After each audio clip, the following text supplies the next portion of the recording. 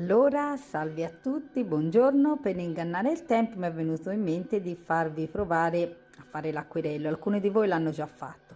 Munitevi di un foglio di carta abbastanza spessa, meglio se avete proprio la carta d'acquerello. Prendete gli acquerelli, poi un pennello abbastanza fine, uno un pochino più grande, una bacinellina con dell'acqua, poi una matita e una gomma per fare un disegno ed uno Scottex. Io intanto ho riquadrato il mio foglio mettendo della carta di rigiro, della carta insomma adesiva, quella il nastro da carrozziere, perché poi mi venga un'inquadratura bellina. Ora procedo con un disegno e poi vi dico come andare avanti. Allora io ho fatto questo semplice disegno, mi è venuto in mente di fare un albero. Ho pensato che la luce venisse da sinistra e quindi l'ombra mi si crea a destra. Ora io decido di fare delle parti più morbide, delle parti poi più disegnative, meno, come posso dire, meno sfumate. Però le parti che io voglio siano più morbide, inizio e bagno intanto dove ho più o meno ideato di fare i colori, bagno per esempio il fondo anche qui e poi procedo con la pittura. Prima parto con lo sfondo e decido praticamente di fare, mettiamo un pochino di cielo. Vado libera anche nelle parti dove ho ad esempio messo lo scotch, perché tanto so che mi salvaguarderà questo effetto. All'orizzonte il cielo è sempre più chiaro, o dipende ora a che momento della giornata siamo, quindi io decido di sfumarlo leggero leggero così.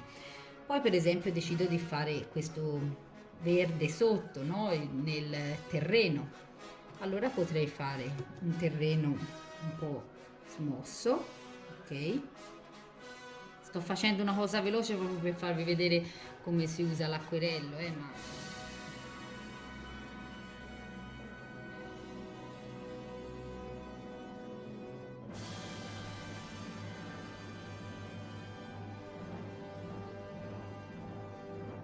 ecco, io lavoro un po'. Intanto inizio a mettere le parti che mi interessano di più e per fare un effetto di un'ombreggiatura, ma mettiamo di un albero. Poi piano piano continuo e posso ideare di fare ad esempio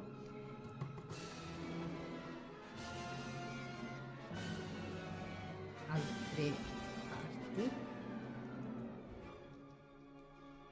Questa è solo la parte preparatoria, come vedrete poi alcune parti sotto riprendo.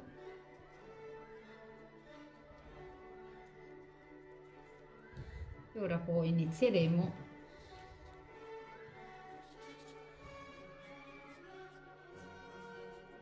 a fare le parti con un pennellino più fine.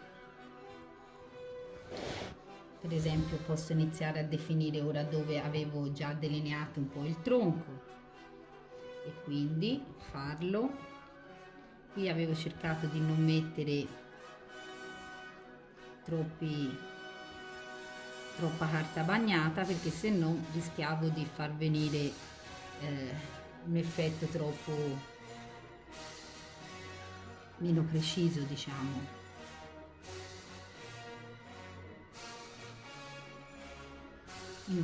Sto inventando qualcosa per avere effetti diversi. Ecco qua. E ora posso iniziare a mettere poi le foglie come desidero, anche più definite, diciamo.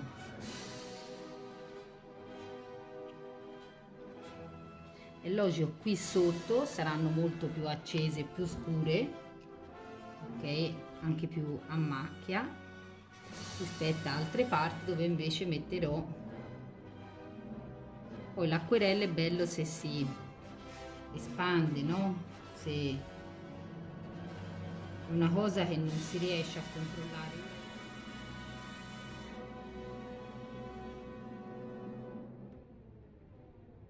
dimostrativa per farvi capire come si lavora con l'acquerello, solo questo.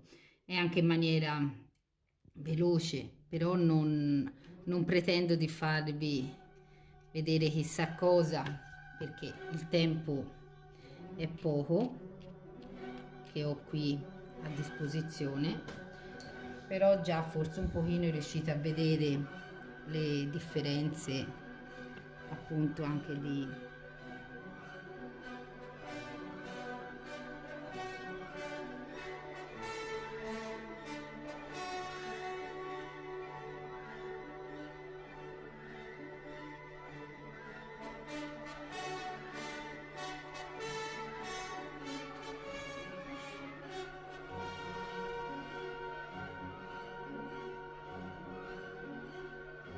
accentuare anche l'effetto dell'ombre, dell'oscuro e andare avanti anche nella lavorazione, lo stesso dei tronchi dell'albero e così via. A secco poi potete rifinire meglio certe parti.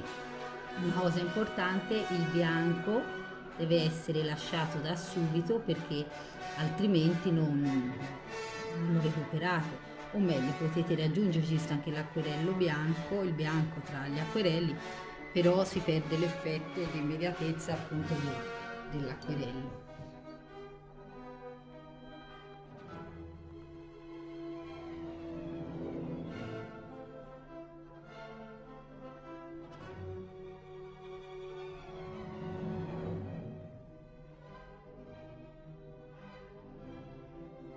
Anche degli effetti di schizzi di colore. Va bene, vi saluto.